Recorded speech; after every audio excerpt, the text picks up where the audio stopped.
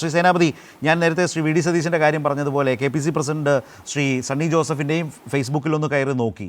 പക്ഷേ ഈ രണ്ടു പേരും ഈ വിഷയവുമായി ബന്ധപ്പെട്ട് വസ്തുനിഷ്ഠമായിട്ടുള്ള വസ്തുതാപരമായിട്ടുള്ള പ്രശ്നങ്ങളെ അപഗ്രഥിച്ച് കേന്ദ്ര സർക്കാർ, കേന്ദ്ര ഉപരിതല ഗതാഗത വകുപ്പ്, NHAയുടെ വീഴ്ച, ഇക്കാര്യങ്ങൾ ചൂണ്ടിക്കാട്ടുന്നതും സംസ്ഥാന സർക്കാരിനെ പഴിച്ചോട്ടെ, ഇതടക്കം വെച്ച് ഒരു സമഗ്രമായ ഒരു സമീപനവും ഈ വിഷയത്തിൽ ഇത്രയും കാര്യങ്ങൾ വ്യക്തമായതിനു ശേഷവും നടത്തിയിട്ടില്ല.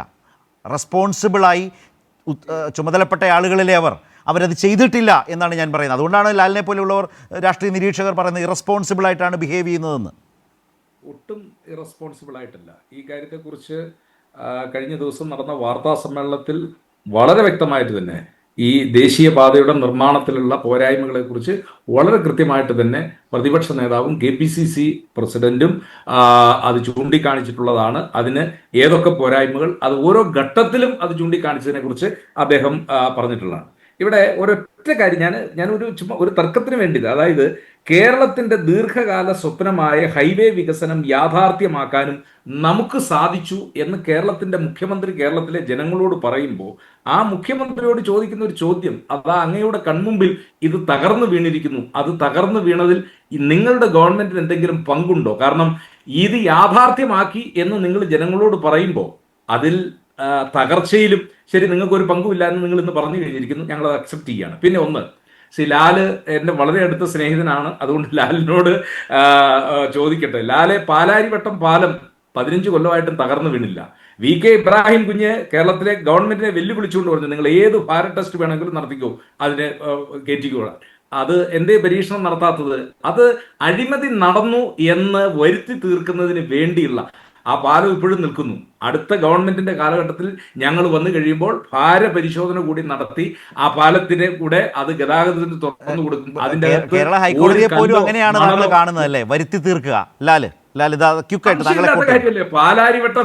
അത് ഞാൻ ചോദിച്ചില്ലേ, കോടതിയിൽ വരെ കേസുമായിട്ട് പോയി കഴിഞ്ഞപ്പോൾ കോടതിയിൽ പഴയ പഞ്ചവടി പാലമാണോ എന്ന് ചോദിച്ച കാലം. ആ പാലം അങ്ങനെയാണെങ്കിൽ അത് തകർന്നു വീഴേണ്ടതല്ലേ? കൊല്ലം 15 ഇതൊക്കെ ചെയ്യേണ്ടത് എന്തൊരു വാദവും ന്യായവുമാണ് ശ്രീ സേനാപതി. കൊല്ലം 10-15 അവിടുത്തെ ആളുകൾ നിരന്തരം പഞ്ചവടി പാലം തകർന്നു വീണ് നമുക്ക് സിനിമയിൽ കാണാൻ കൊള്ളാം. പഞ്ചവടി പാലം തകർന്നു വീഴുന്ന സിനിമയിൽ കാണാൻ കൊള്ളാം. പാലാരിവട്ടം പാലം അതുപോലെ തകർന്നു വീഴുന്നത് നമുക്ക് സഹിക്കാൻ പറ്റുന്ന കാര്യമല്ല, താങ്ങാൻ പറ്റൂല. നമ്മുടെ കൺമുമ്പിൽ ഇത് തകരുമ്പോ അപ്പോഴും പറയാണ് പാലാരിവട്ടം പാലം, രണ്ടുപേരോടും പാലാരിവട്ടം പാലം ഇപ്പോഴും ഉണ്ടെങ്കിൽ വേഗം ഇടപെട്ട് പറഞ്ഞോളൂ. തീരാറായി സമയം. നിങ്ങൾക്ക് പോയിന്റ് ഉണ്ടെങ്കിൽ ഉണ്ട്. നോക്കൂ, പാലാരിവട്ടം പാലം ഒരു ബെഞ്ച് മാർക്കാണ്. കാര്യം പാലാരിവട്ടം ഒരു ചരിത്രത്തിൽ രേഖപ്പെടുത്തേണ്ട ഒരു കാര്യമാണ്. കമ്പിയും സിമെന്റും ഒന്നും ഇല്ലാതെ പാലം പണിയാവുന്നത് നമ്മളെ മുസ്ലിം ലീഗും കോൺഗ്രസും കാണിച്ചതാണ്. അത് നോക്കൂ, ഈ പറയുന്ന കോമ്പീറ്റന്റ് എഞ്ചിനീയേഴ്സ് അതിനകത്ത് വീക്ക്നെസ് ഉണ്ടെന്ന് ഫൈൻഡ് ഔട്ട് ചെയ്ത് കഴിഞ്ഞാൽ പിന്നെ നമ്മളാരാ പറയാനാരാ? അതിനനുസരിച്ചല്ലേ അവിടെ വർക്ക് നടന്നത്. ഇത് ചുമ്മാ പറഞ്ഞ് അതിന്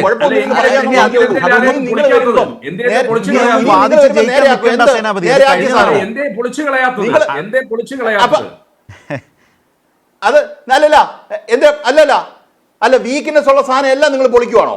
നിങ്ങൾ വീക്ക്നെസ് ആയിട്ടുള്ള എല്ലാ കാര്യങ്ങളും നിങ്ങൾ പൊളിച്ചിട്ട് പുതിയതായിട്ട് പണിയത്തുള്ളൂ. അതെനിക്ക് മനസ്സിലായില്ല. ഒരു കാര്യം, ഒരു സ്ട്രക്ചറിന് വീക്ക്നെസ് ഉണ്ടെങ്കിൽ അതിനെ അല്ലല്ല. എന്റെ ചോദ്യം, നിങ്ങൾക്ക് ഒരു വിഷയത്തിൽ ഒരു സ്ട്രക്ചറിന് ഒരു വീക്ക്നെസ് ഉണ്ടായാൽ നിങ്ങൾ മൂടോടെ പൊളിച്ചിട്ട് പുതിയതായിട്ട് പണിയത്തുള്ളൂ. എയർപോർട്ടിനകത്ത് ഒരു ചോർച്ച വന്നാൽ എയർപോർട്ട് മൊത്തം നിങ്ങൾ പൊളിച്ചിട്ട് ആദ്യമായിട്ട് പണിയും. അതല്ലേ നിങ്ങൾ പറഞ്ഞ ലോജിക്ക്? അതിന് മറുപടി പറയാനില്ല. ശരി.